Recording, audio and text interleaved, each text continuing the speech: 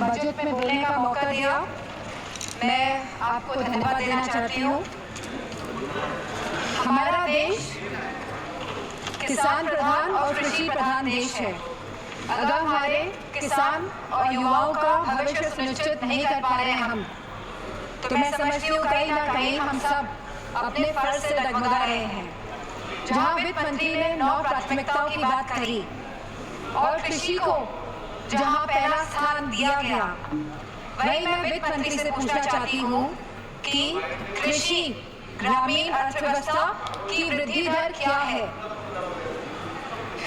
जहाँ यह कहा गया था कि 2024 तक आप किसान की आय दुगनी कर देंगे, 22 तक किसान की आय दुगनी कर देंगे, और जहाँ एमएसपी का वादा किया गया था, तो मैं पूछना चाहूंगी कृषि मंत्री से कि आज एग्रीकल्चरल इंफ्रास्ट्रक्चर में कितना बजट है सरकार द्वारा दिया जा रहा है।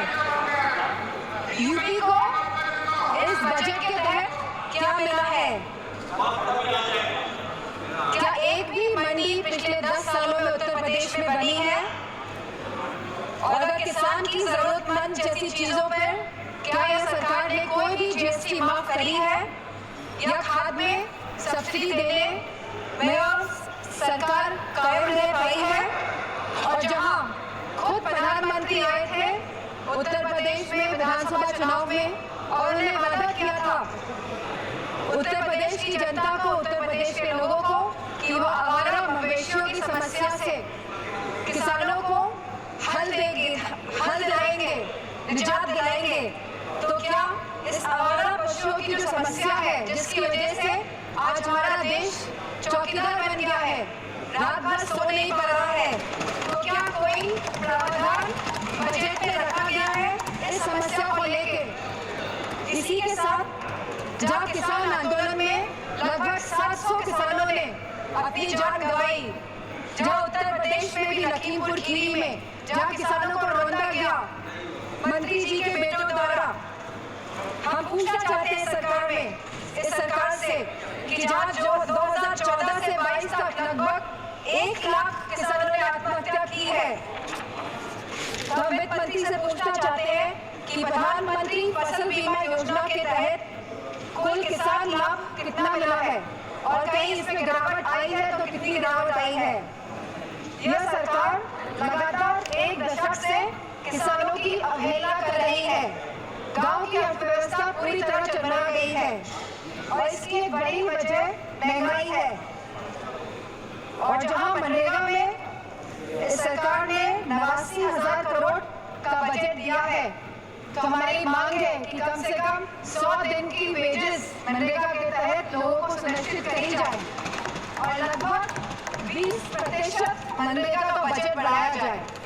इसी के साथ शिक्षा बजट में भी लगातार हमारा घट रहा है, जहां यह केवल आज 2.5% है of the total budget spending allocation, और जहां यूनेस्को ने बेंचमार्क दिया है कि लगभग यह 4 से 6% तक होना चाहिए, वही यूजीसी के फंड्स लगातार घटाए जा रहे हैं और इसको लगभग इस बार 7 से 61% घटा दिया गया है। जहां हम बात करते हैं सस्ती और अच्छी शिक्षा की, वही ये सरकार लगातार शिक्षा बजट जो कम कर रही है, तो मैं समझती हूँ इनकी नीयत कहीं साफ नहीं है, मंशा कहीं सही नहीं है हमारे देश के युवाओं के और स्टूडेंट्स के प्रति। वहीं आज हमारे देश का युवा निराश है, जहां निराशा संभव को भी असंभव बना देती है। तो मैं समझती हूँ जो वादे किए गए थे, जो रोजगार को लेके, सरकार पूरी तरह इसमें विफल रही है और लगातार बेरोजगारी दर बढ़ रहा है। जहां आज ये बेरोजगारी दर 9.2% है और जब महिलाओं का बेरोजगारी दर 18.5% है, तो मैं समझती हूँ लगातार युवाओं का मनोबल गिराने का काम इस सरकार ने किया है। और अग्निवीर जैसी योजना ला के इस सरकार ने नौजवानों का, युवाओं का, इस देश की प्रतिष्ठा का, सम्मान गिराने का काम किया है। जो सरकार सोशल जस्टिस की बात करती है, लेकिन आज भी यह सरकार जातिगत जनगणना से अपना मुंह मोड़ रही है। जहां अनुसूचित जाति जनजाति पर होने वाले अपराध लगातार बढ़ रहे हैं और उत्तर प्रदेश में यह अपराध नंबर 1 पे है और साथ ही महिलाओं के साथ जघन्य अपराध लगातार बढ़ रहे हैं। उत्तर प्रदेश आज इसमें भी टॉप लिस्ट पर है। तो मैं पूछना चाहती हूँ कि महिलाओं को सुरक्षा को लेकर ये सरकार क्या कर रही है। और जहाँ उत्तर प्रदेश में समाजवादी पार्टी की सरकार ने 1090 जैसी सेवाएं चलाकर हमने अपनी माताओं बहनों बेटियों को सम्मान दिलाने का उनका हक दिलाने का काम किया था, तो इस बजट में क्या प्रावधान रखा गया है महिलाओं की सुरक्षा को लेकर। वहीं आज अगर स्वास्थ्य की बात करें तो लगभग 1.9% ऑफ जीडीपी आज का खर्चा बजट दे रही है स्वास्थ्य के लिए। Speaker Mहोदय, there is no focus agenda for the healthcare of the country.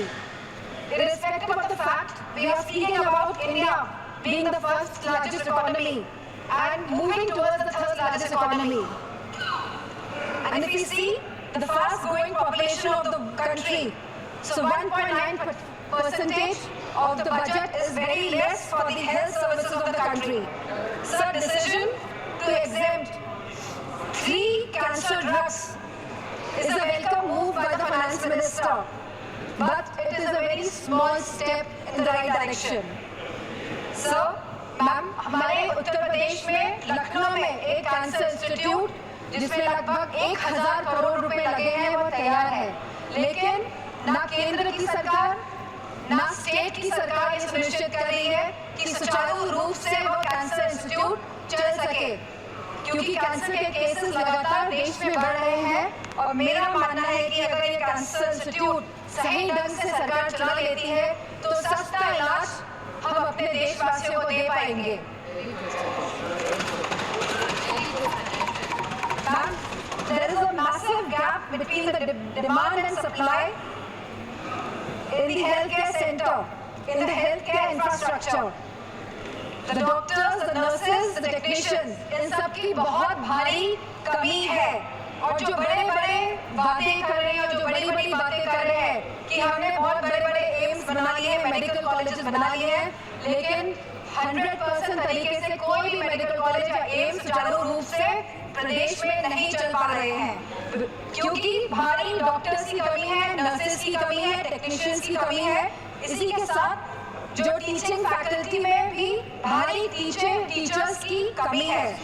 Sir, जो सरकार कुपोषण के बारे में बात कर रही थी, जो भारत को अनीमिया मुक्त बनाने के बारे में बात कर रही थी, तो मैं उनसे कहना चाहूंगी कि आप सभी अपने वादों में विफल हुए हैं। आपने जो वादे करे थे लोगों को, आपने सारे वादे जनता के साथ वादों को तोड़ने का काम किया है।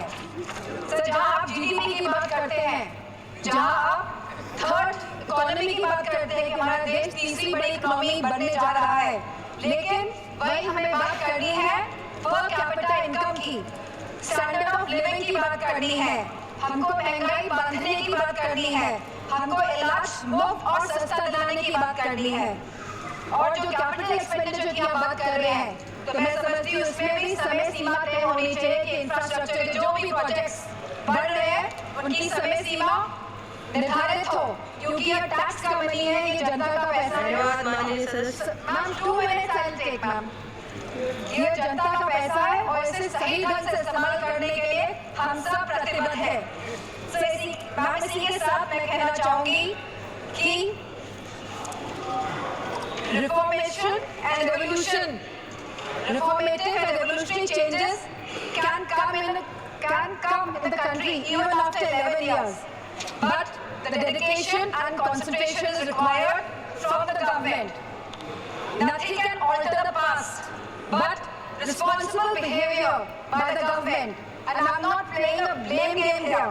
I'm saying a responsible behavior is the behavior in which we are responding to the present situation. And if the government plays a responsible behavior, then formative changes can come in the country.